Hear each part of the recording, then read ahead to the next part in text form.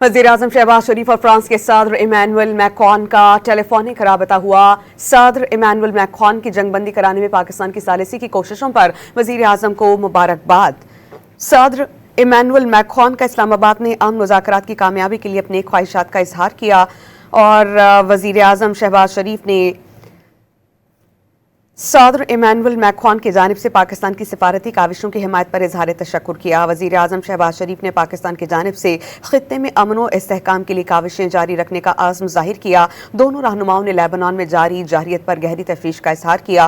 पूरे खित्ते में अमन की बहाली के लिए तशद्दुद और खून रेजी का फौरी खात्मा ज़रूरी करार दे दिया और दोनों रहनुमाओं ने बाहमी रवाबित में रहने पर इत्तेफाक कर लिया है। वज़ीर-ए-आज़म शहबाज शरीफ और फ्रांस के सदर इमैनुअल मैक्रॉन के दरमियान टेलीफोनिक राबता हुआ है और फ्रांस के सदर इमैनुअल मैक्रॉन की जंगबंदी कराने में पाकिस्तान की सालिसी की कोशिशों पर वज़ीर-ए-आज़म को मुबारकबाद।